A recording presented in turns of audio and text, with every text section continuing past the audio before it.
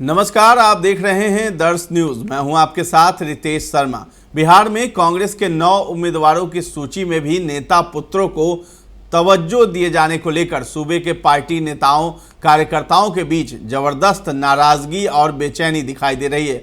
सूबे के नेताओं का साफ कहना है कि नेताओं के सगे संबंधियों के राजनीतिक कैरियर की शुरुआत और बाहर से आए प्रवासी सियासी पंछियों के लिए कांग्रेस की चुनावी जीत के फॉर्मूले की कुर्बानी दी गई है।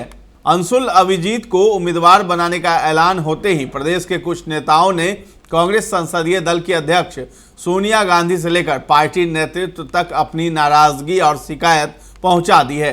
कांग्रेस ने बिहार के 5 उम्मीदवारों की सोमवार को सूची जारी करने के बाद मंगलवार को पटना साहिब की एक बची सीट पर पूर्व लोकसभा अध्यक्ष मीरा कुमार के बेटे अंशुल अभिजीत को उम्मीदवार बनाने का ऐलान किया। कांग्रेस के 6 उम्मीदवारों की सूची लंबे समय तक लटकी रही है। अंशुल अकेले नेता संतान नहीं है जो कांग्रेस की 9 उम्मीदवारों की सूची में शामिल है। बिहार कांग्रेस के अध्यक्ष अखिलेश प्रसाद सिंह के बेटे आकाश प्रसाद सिंह को महाराजगंज से पार्टी का उम्मीदवार बनाया गया। बिहार के कई पार्टी नेताओं का कहना है कि आकाश को टिकट दिलाने की रस्साकसी के लिए ही कांग्रेस के 6 उम्मीदवारों की सूची लंबे समय तक लटकी रही।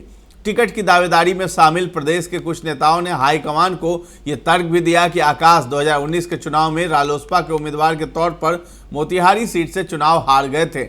हालांकि इसके बावजूद महाराजगंज के कुछ स्थानीय प्रभावशाली नेताओं के मुकाबले आकाश की सियासी लॉबिंग भारी पड़ गई। अब कांग्रेस के लिए जो है उपहास की स्थिति बन गई है, क्योंकि सूत्रों के हवाले से हम ये बता रहे हैं कि इसी तरह समस्तीपुर से नीतीश सरकार में मंत्री जदयू नेता महेश्वर हजारी के बेटे सन्नी हजारी को कांग्रेस उम्मीदवार बनाए जाने का खुला विरोध करते हुए बिहार कांग्रेस विधायक दल के नेता रहे अनुभवी डॉक्टर अशोक राम ने सोनिया गांधी को सोमवार को पत्र लिखकर टिकट बंटवारे में हुई गड़बड़ी पर पुनर्विचार करने की मांग की है। कांग्रेस कार्य समिति के सदस्य रह चुके अशोक राम ने कहा है कि कार्यकर्ताओं की जगह जदयू नेता के बेटे को टिकट देने से पार्टी के लिए उपहास की स्थिति पैदा हो गई है।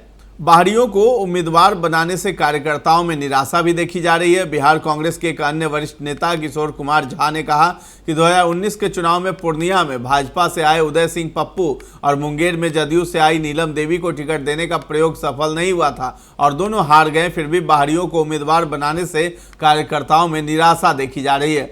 झा ने यह भी कहा कि चुनाव के बाद बाहर से आए ये सभी नेता कांग्रेस को मजबूत करने की बजाय अपनी पुरानी पार्टियों में लौटने से गुरेज नहीं करेंगे।